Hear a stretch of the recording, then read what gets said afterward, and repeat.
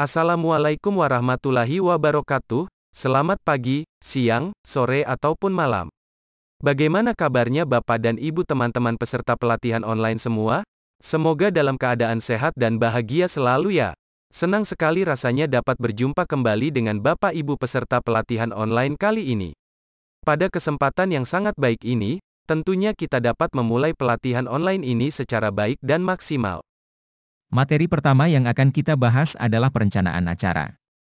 Seperti yang telah saya utarakan sebelumnya pada pertemuan pertama, dalam perencanaan acara ini tentu kita akan mengupas tuntas mengenai bagaimana cara menentukan konsep acara, membuat keuangan acara, membuat timetable acara, serta membuat kebijakan dan prosedur acara. Dalam menentukan konsep acara, tentu kita tidak boleh lupa untuk memikirkan tujuan acara kita, apa misi acara yang akan dibuat, serta pemilihan tempat acara yang akan diselenggarakan. Sedangkan dalam membuat keuangan acara, hal yang perlu diprioritaskan ialah mengalokasikan fixed cost, dana tetap, variable cost, dana yang dapat berubah, dan juga contingency fund atau dana darurat. Kemudian dalam membuat timetable acara ini, kami akan memberikan contoh kepada teman-teman peserta pelatihan bagaimana membuat timeline acara yang terstruktur, rundown acara yang sesuai, dan skenario acara sebelum dimulai. Lalu selanjutnya membuat kebijakan dan prosedur acara. Dalam pembuatan kebijakan acara biasanya identik pada kebijakan pendaftaran acara. Sedangkan untuk prosedur acara, kita akan belajar membuat prosedur pembelian tiket acara. Dalam menentukan konsep acara ini, hal yang tidak boleh dilewatkan ialah menentukan apa tujuan diadakannya acara tersebut, apa misi acaranya, serta pemilihan tempat acara. Dalam menentukan tujuan acara, Anda perlu memahami dulu makna dari tujuan acara ini. Tujuan acara merupakan arah strategis umum atau maksud dari acara yang akan diadakan. Tujuan acara harus smart, spesifik, measurable, attainable, realistic, and time-bound. Artinya, spesifik, terukur, dapat dicapai, realistis, dan terikat waktu. Tujuan acara yang smart harus terdapat target peserta dan maksud yang jelas.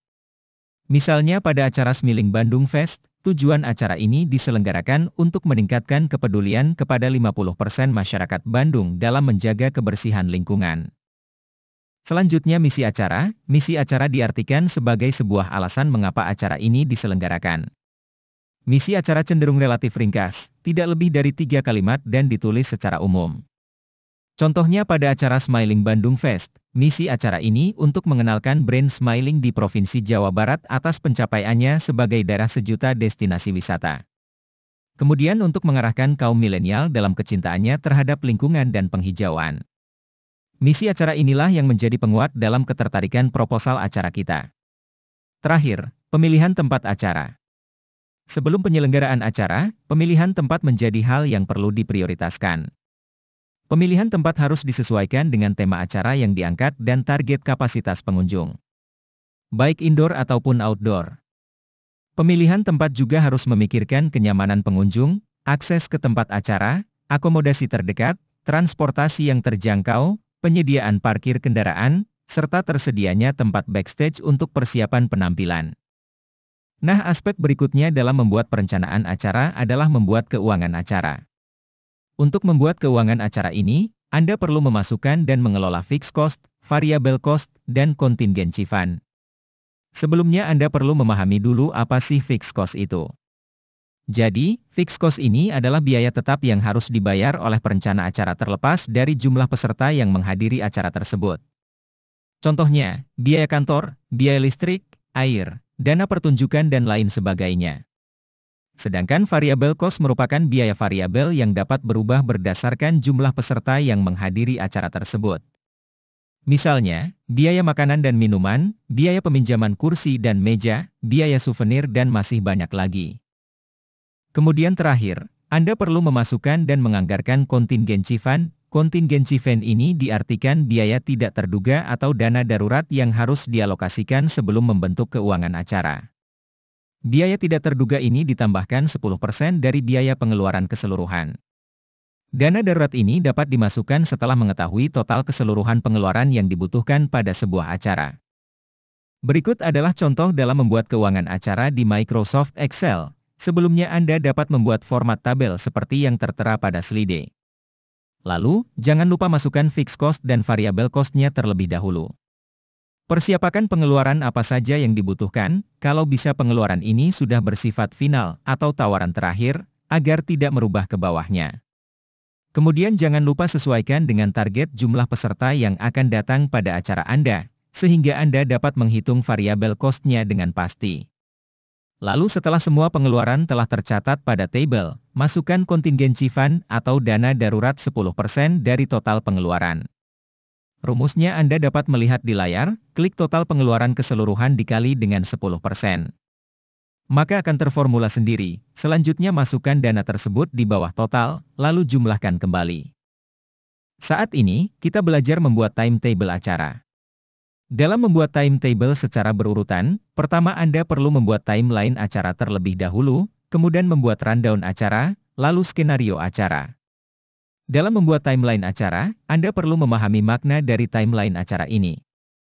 Jadi, timeline acara merupakan tenggat waktu yang dibuat 3-6 bulan sebelum acara dimulai. Timeline ini dibentuk berdasarkan rencana aktivitas mingguan yang akan dilakukan, sehingga nanti akan kelihatan mana aktivitas yang perlu diprioritaskan. Sedangkan rundown acara, kegiatan-kegiatan yang akan berlangsung di acara. Pada rundown acara harus dibuat simpel, karena hanya memperlihatkan durasi waktu dan keterangan kegiatan. Sebab, rundown inilah yang menjadi acuan dasar yang diberikan kepada seluruh yang terlibat dalam acara. Kemudian skenario acara, hal ini merupakan detail dari sebuah rundown. Pada skenario acara ini harus ditambahkan kebutuhan setiap kegiatan, P, I, C, atau yang bertanggung jawab, dan skenario setiap kegiatannya. Skenario acara ini dibuat khusus untuk organisasi acara, sehingga dapat memudahkan panitia untuk mengontrol selama kegiatan berlangsung. Berikut adalah contoh pembuatan timeline acara, rundown acara, dan skenario acara. Pada timeline acara ini, Anda perlu membuat tabelnya terlebih dahulu yang disesuaikan dengan format tabel pada slide. Kemudian masukkan kegiatannya apa saja, persiapan dimulai pada bulan apa serta perlu diingat dalam timeline minimal 3 bulan sebelum acara. Dipecah menjadi beberapa 4 minggu. Lalu setelah di-list kegiatannya, maka tentukan akan berapa lama setiap kegiatan akan diselesaikan atau tenggat waktunya. Setelah semua rencana telah dibuat tenggat waktunya yang diterangkan pada garis kotak kuning lurus, maka Anda dapat melihat mana yang paling panjang kotak kuning tersebut yang berarti kegiatan itulah yang perlu diprioritaskan. Lanjut pada pembuatan rundown acara, pada rundown ini Anda dapat menyesuaikan pada format tabel yang telah dibuat. Dapat berisi lama waktu atau durasi dan kegiatan saat running acara nanti atau saat kegiatan berlangsung pada hari hanya.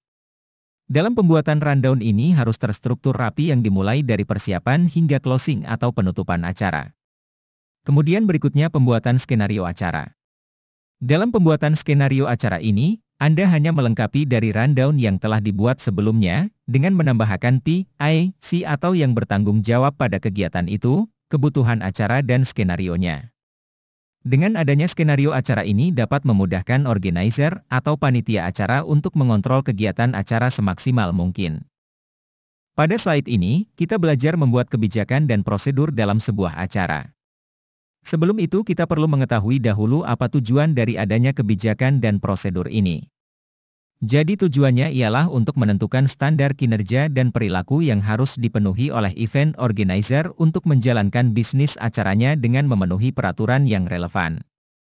Kebijakan dalam sebuah acara ini biasanya identik pada kebijakan pendaftaran acara, di mana yang diartikan sebuah prinsip yang memandu arah keseluruhan area fungsional tertentu dari suatu organisasi acara.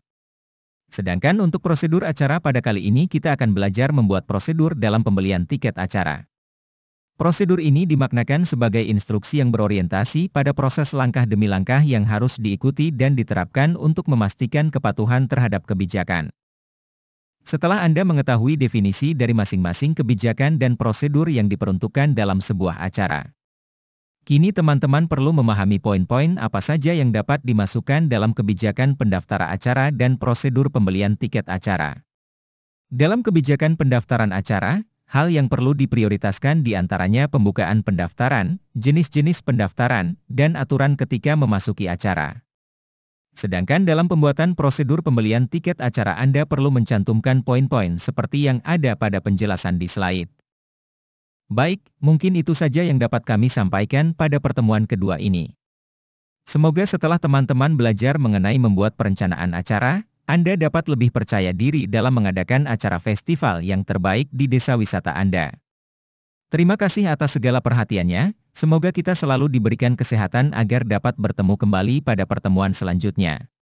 Wassalamualaikum warahmatullahi wabarakatuh, selamat pagi, siang, sore atau malam.